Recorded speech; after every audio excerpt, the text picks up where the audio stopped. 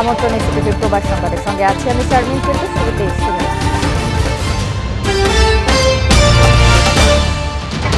6 দিনের সফরে থাইল্যান্ড যাচ্ছেন প্রধানমন্ত্রী শেখ হাসিনা। নেতৃত্ব দেবেন উচ্চ পর্যায়ের প্রতিনিধি দলের। সই হবে বেশ কয়েকটি চুক্তি ও MOU। বঙ্গবন্ধু শেখ মুজিবুর রহমানের স্বপ্নের সোনার বাংলা গড়ার অঙ্গীকারে উদযাপিত হল ফরেন সার্ভিস দিবস 2024। ফরেন সার্ভিস একাডেমিতে নানা আয়োজন। মালয়েশিয়া বাংলাদেশের পাসপোর্ট সেবা উদ্বোধন। কুয়ালালামপুরের সাউথ গেট কমার্শিয়াল সেন্টার উদ্বোধন করলেন স্বরাষ্ট্র সচিব।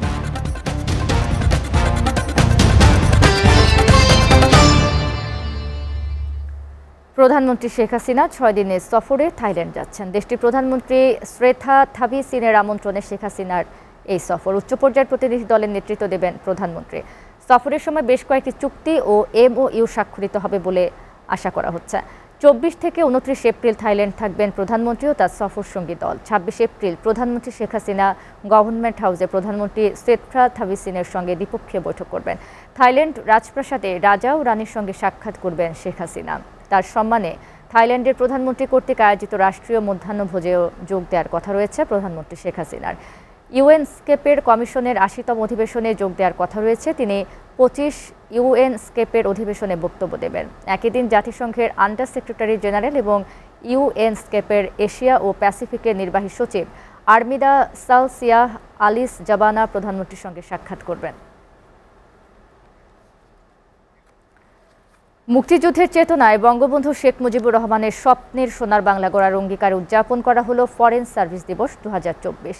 ঢাকার ফরেন সার্ভিস একাডেমিতে দিবসের অনুষ্ঠানের আয়োজন করে পররাষ্ট্র মন্ত্রণালয়। এতে আলোচকরা বলেন, বঙ্গবন্ধুর আহ্বানে সাড়া দিয়ে বিদেশের মাটিতে অসীম সাহসিকতায় বাংলাদেশের কূটনীতিকগণ দেশকে স্বাধীন করার প্রত্যয়ে যে কূটনৈতিক যুদ্ধ শুরু করেছিলেন তা বর্তমান ও ভবিষ্যৎ কূটনীতিকগণের জন্য দেশপ্রেমের অনন্য দৃষ্টান্ত এবং নতুন প্রজন্মের কূটনীতিকদের জন্য দেশ এবার মহান অনুপ্রেরণা হিসেবে কাজ করবে।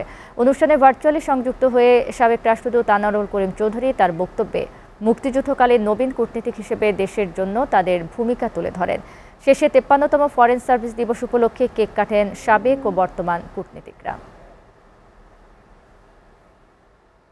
স্বাধীনতা ইতিহাসে কূটনীতিকদের পদত্যাগ একটি অত্যন্ত তাৎপর্যপূর্ণ ঘটনা, যা নিক্সন সরকারকে বেকায়দায় ফেলে এবং পাকিস্তানকে সহায়তাকারী আমেরিকা সরকার জাতীয় ও আন্তর্জাতিক চাপের সম্মুখীন হয়।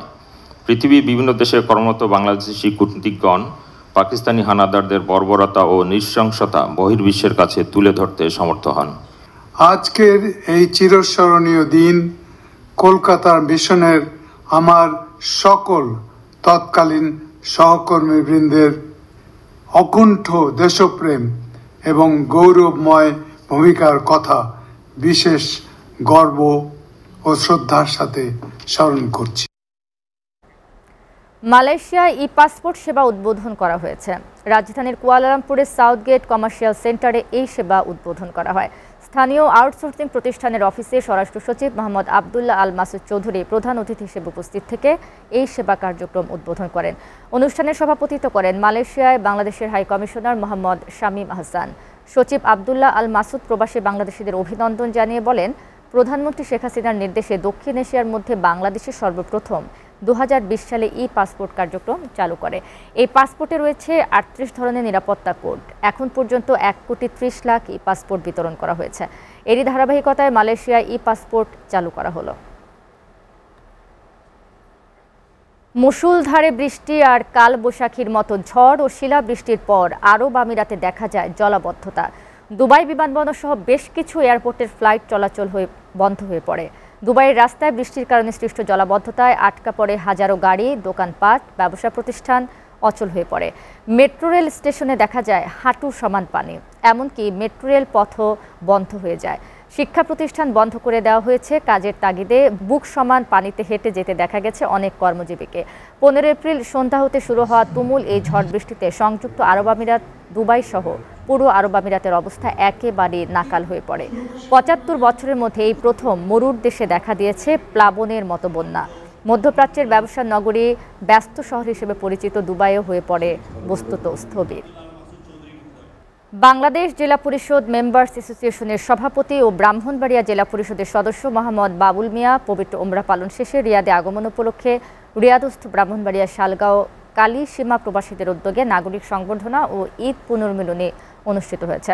রিয়াদের স্থানীয় একটি কমিউনিটি সেন্টারে বিশিষ্ট ব্যবসায়ী সমাজসেবক বাদল মিয়া, বাপ্পি মাওলা ও শাহিদ মিয়ার যৌথ আয়োজনে বিশিষ্ট ব্যবসায়ী ও সমাজসেবক শফিক মিয়ার সভাপতিত্বে যুবনেতা সানাউল্লাহ আপন তাজের সঞ্চালনায় অনুষ্ঠানে প্রধান অতিথি হিসেবে উপস্থিত ছিলেন ব্রাহ্মণবাড়িয়া জেলা পরিষদের সদস্য মোহাম্মদ বাবুল মিয়া, বিশেষ অতিথি রাজনীতিবিদ জাকির হোসেন টিটু, ইসা উল্লাহ, আব্দুল বাসির সহ রিয়াদস্থ ব্রাহ্মণবাড়িয়া জেলার সর্বস্তরের প্রবাসীরা।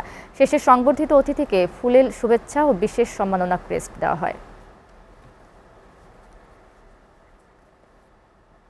এসিটিভির প্রবাস সংবাদ শেষ করার আগে শিরোনামগুলো জানিয়ে দিব আরও একবার।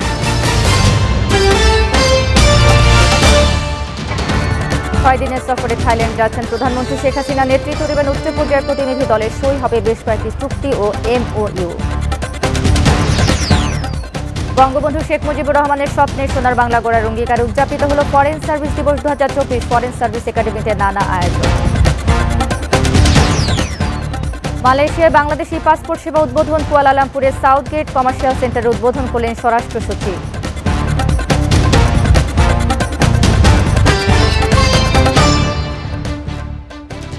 এই ছিল এসিটিভির প্রবাস সংবাদ। এসিটিভির সবশেষ সংবাদ জানতে ভিজিট করুন www.ectv.tv। ধন্যবাদ এতক্ষণ সঙ্গে থাকার জন্য।